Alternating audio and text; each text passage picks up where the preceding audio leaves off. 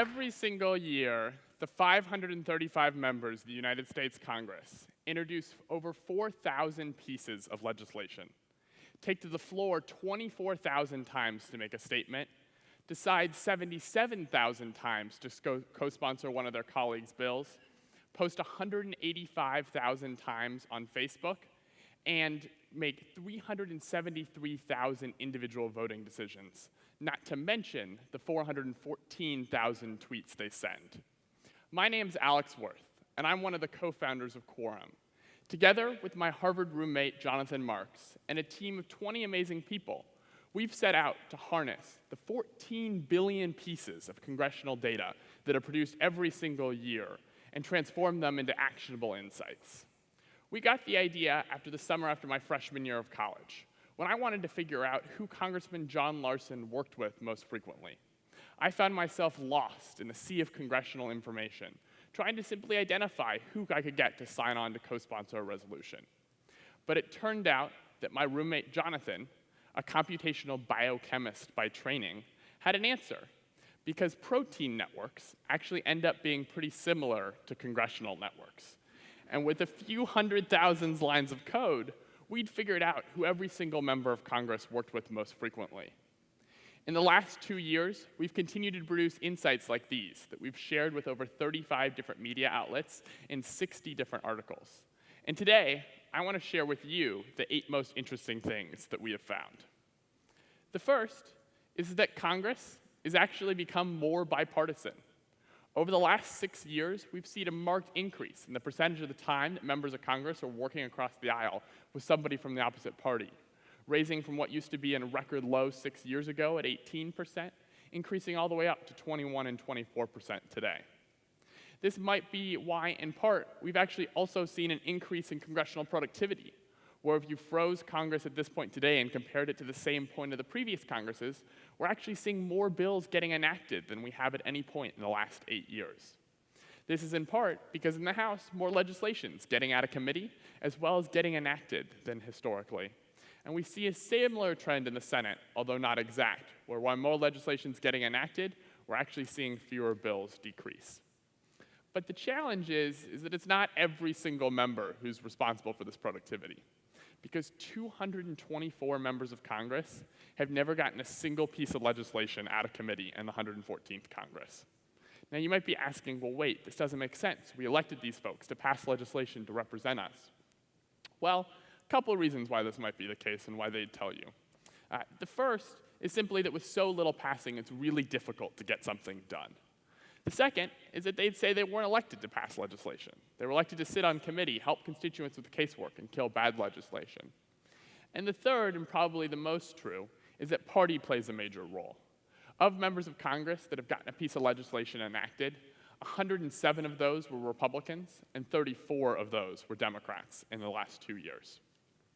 But one thing remains true, and that's if we had more women elected to Congress, we'd actually get more done. Because not only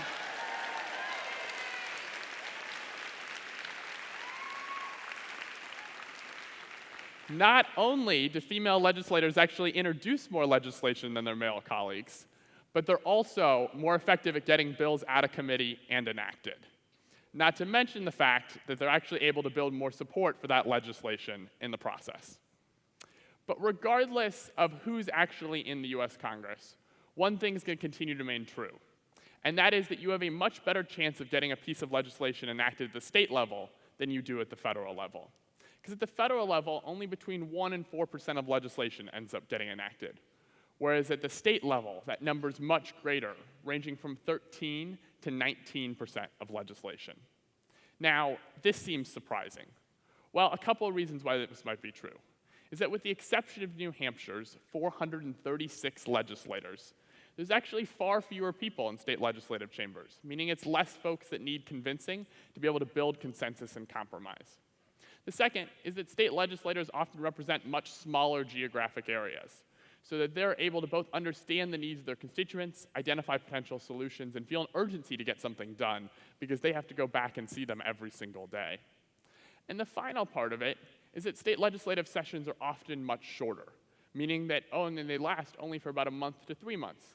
If you don't get something done during that time, you're gonna have to wait a whole year to make something happen. It's part of these 3 reasons why we actually see an amazing increase in the amount of activity at the state level. A total of 128,000 bills a year are introduced, totaling about 3.1 million words a day at the peak of the state legislative sessions.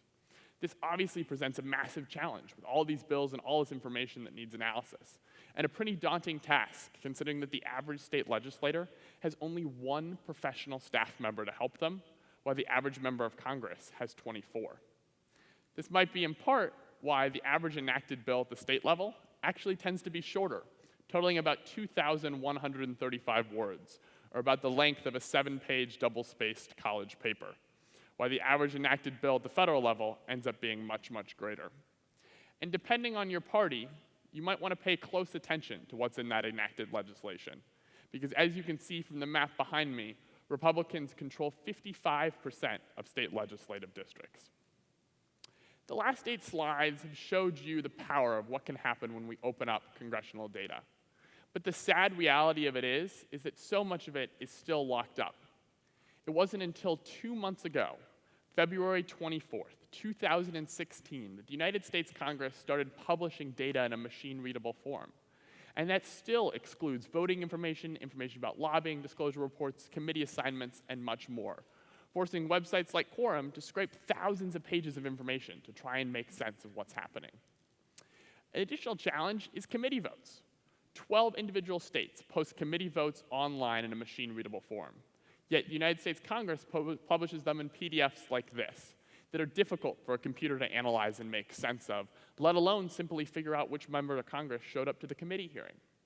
The same thing is true with House and Senate disbursement records. These are how our members of Congress are spending money managing their offices.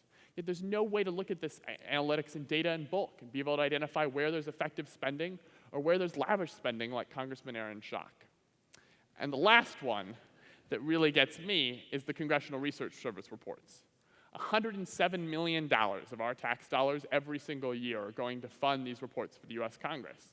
Yet they're only accessible to legislators, their staff, and professionals in Washington that pay up to $30 a report to access the information, instead of being accessible to every citizen who's trying to identify what's going on and wants to know more about a given issue. By opening up more congressional data and attracting talented computer and political scientists, we can produce transformative insights that change the way that we see the legislative process and strengthen our American democracy. Thank you.